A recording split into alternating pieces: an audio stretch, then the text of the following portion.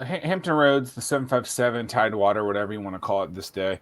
It's an interesting place. What are your just overall thoughts about the business community and how it could be doing a better job of leveraging kind of what you guys have available? Like, are we in a good spot? Are we not? Like, just your overall business your thoughts on the business kind of Sure. community locally. Not really an expert in that area. But from what I've seen and read, so Hampton Roads has so much military presence, we're effectively recession proof because the money's still coming here anyways to do the aircraft carriers and the F-22s support that we do. So what we have is a pretty safe environment for businesses. There's always going to be money. Hampton Roads isn't going to tank. And that's really what I think our advantage is.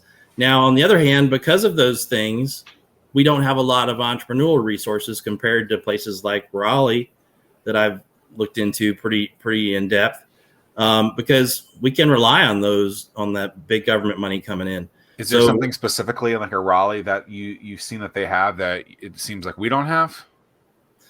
Well, Raleigh has if you were to look at the numbers of accelerators and incubators, Raleigh's just got tons of them. Whereas if you go into Hampton Roads, there are some, but it's, handful or two.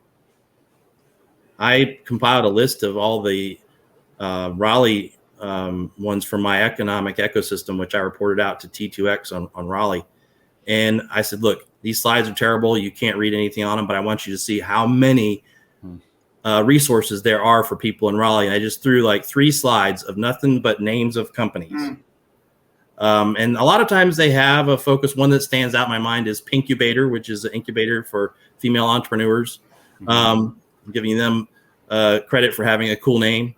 So, I mean, they always have their niche. There's a lot of Main Street too, but really it's Main Street is everywhere to some degree through the local economic development organizations. And we have those in Hampton Roads too. Those are there. But it's just not as active. As we talk about this, it takes me back to the time when Zack he interviewed Damon John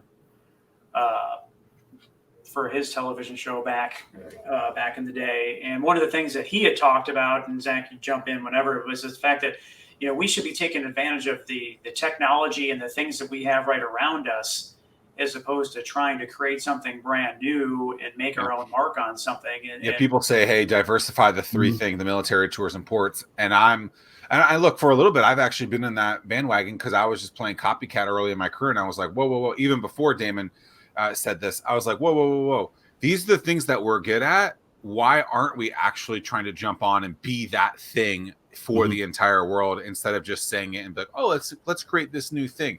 If you really think about all of that is around water. Like, water is the key to all that. And so why aren't we doing more of that? And so, yeah, I mean, it's like, stop trying to create something new. It's like, you already have the thing, just go after it harder. Yeah. Right. And also you jogged my memory to mention about software. So one of the organizations that I met in the Raleigh area when researching there is Riot, the Raleigh Internet of Things accelerator group. I don't know if you've heard of them. So the idea is that, hey, we've got all this information around us. How can we use the Internet of Things and aggregate it and make life better for everyone?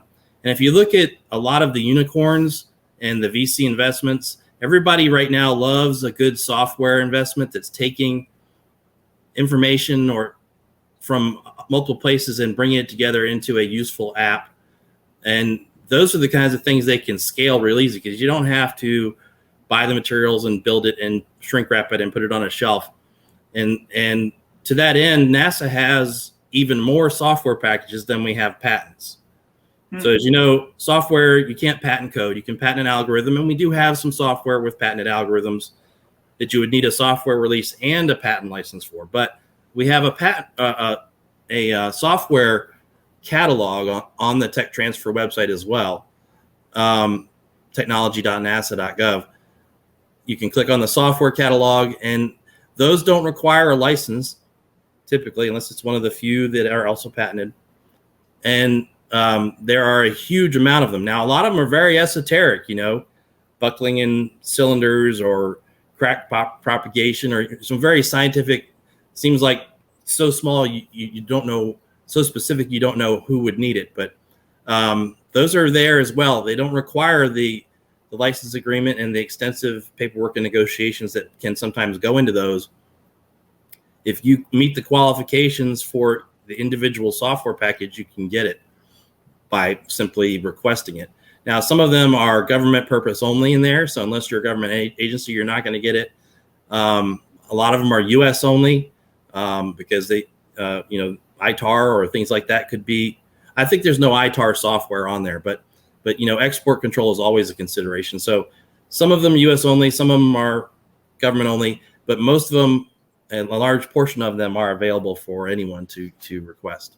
Yeah, I mean, I hear so many people that want to kick the tires about entrepreneurship, and they're like, man, if I just need to come up with that idea. Mm-hmm. And yeah, to Zach's point, or what we were just talking about, is there's so many ideas that are right here. And if you look at the tech transfer program, you look at how the VC world is just pouring money into this sector. And then as an angel investor, or if you're looking to raise more money, the whole idea is to look to see where do you think the market's going to be in the next 5 to 7 years. And that's the stuff that you're betting on. And it's just like everything is in your favor. Mm-hmm. If you, and with so much technology and resource at your fingertip, it would just take a little bit of time to let me study up on this. I think that this is where it's going, and teach yourself so that you can create this business around it. I mean, it's just my word to advice to those people that are trying to find the idea.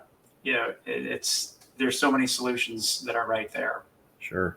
So another thing to consider is when a patent expires or is not renewed, it doesn't mean the physical principles behind the patent stop working.